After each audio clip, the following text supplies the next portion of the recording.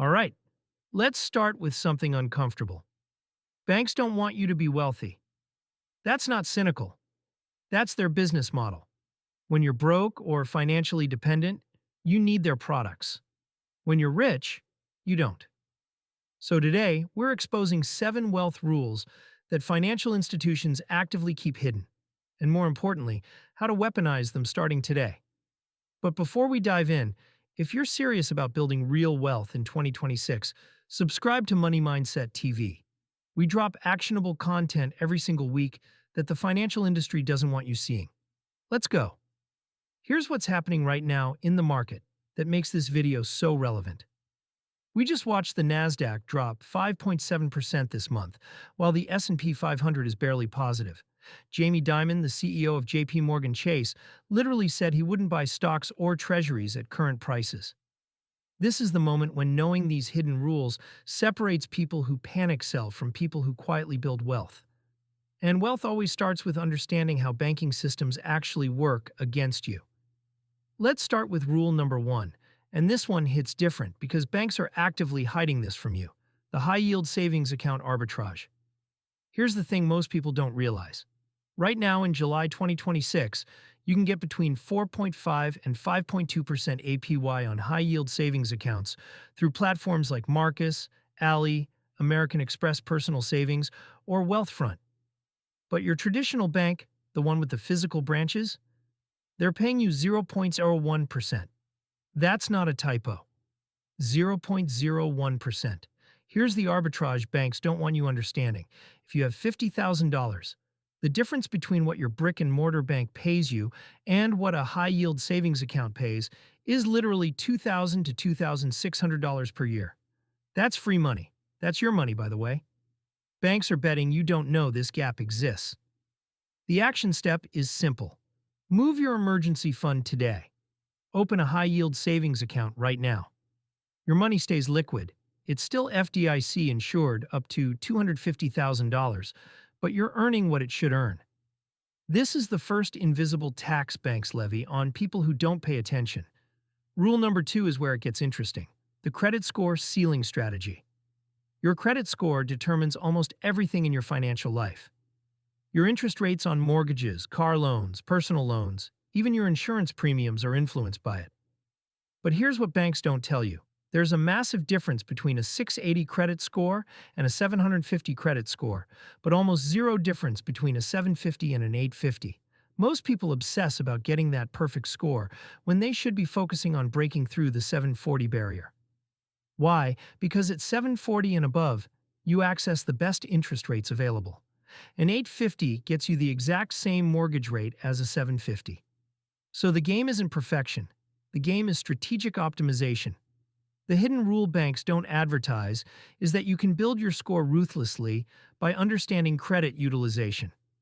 Keep your credit card balances below 10% of your limit, even if you pay them off monthly. Have the credit card companies report your low balance before your statement closes. This single move, done correctly, can add 30 to 40 points to your score in 60 to 90 days. The second move is authorized user status. If someone in your life has an excellent credit score and a long payment history, ask them to add you as an authorized user on their card. You don't even need to use the card. Their perfect history gets added to your report immediately. This is completely legal, and banks absolutely do not want you knowing this. Rule number 3. The debt consolidation leverage play. Debt is supposed to feel like failure. That's the narrative. But sophisticated people understand that debt is just leverage. And leverage, when used strategically, accelerates wealth building. Right now, if you're carrying credit card debt at 18 to 24% interest while having decent credit, you're literally burning money. But here's where it gets interesting. You can consolidate that debt into a personal loan at 8 to 12%, which sounds high until you realize you just cut your interest rate in half. That's not nothing. But the real leverage play that banks despise is this: consolidate into a personal loan, then immediately stop spending on credit cards. Take that freed up cash flow and funnel it into a high-yield savings account or a short-term treasury ladder.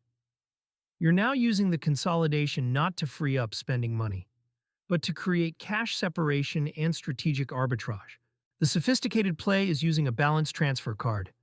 Some cards still offer 0% APR for 15 to 21 months on balance transfers with a 3 to 5% transfer fee.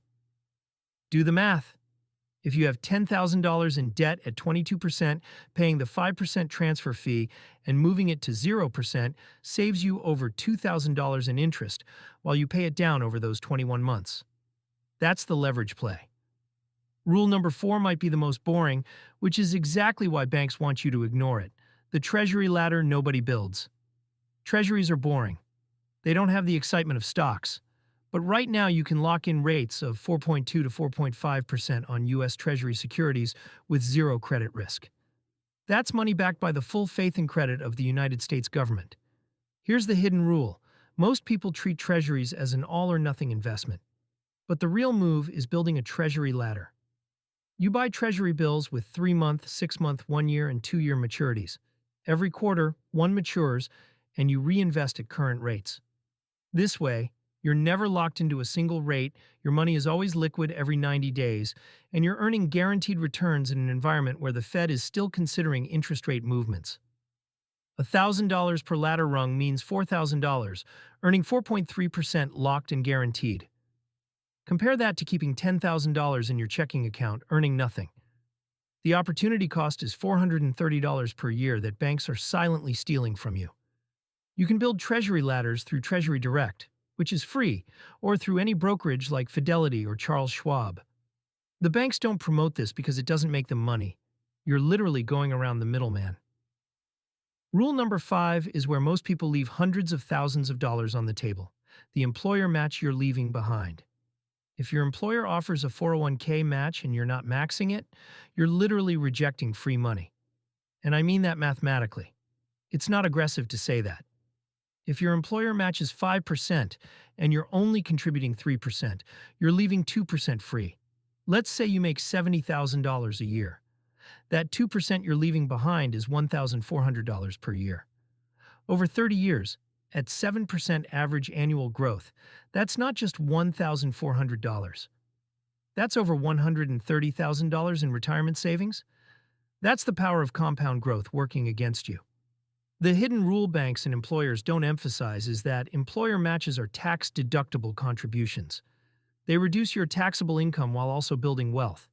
It's literally free money and a tax break simultaneously. The action is immediate. Calculate your employer match today. If they match 5%, contribute 5% starting with your next paycheck. Don't wait for next year. Don't wait for next month. This week, log into your payroll system and increase your contribution. This is the easiest wealth move available to anyone with a W-2 job. Rule number 6 builds on that foundation. The tax advantage account stacking system. Most people think about retirement accounts one at a time. You have your 401k, and that's it. But if you're serious about wealth building, you're stacking accounts strategically.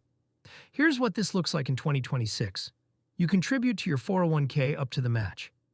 Then you max your Roth IRA, which is $6,500 this year if you're under 50. Then you go back to your 401k and max the remaining contribution room. For 2026, that's $24,500 total. If you're self-employed or have side income, add a solo 401k or SEP IRA on top. If you've got kids, open a 529 education savings plan. Each account compounds tax-free or tax-deferred. Each account is a different bucket with different tax treatments. The magic that banks don't want you understanding is that stacking these accounts isn't complicated or risky. It's boring. It's methodical.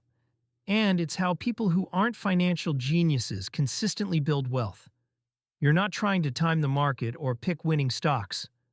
You're systematically filling every tax-advantaged vessel available to you. The difference between someone who stacks accounts and someone who doesn't is roughly $200,000 to $400,000 by retirement age, depending on income level. That's not exaggeration. That's math.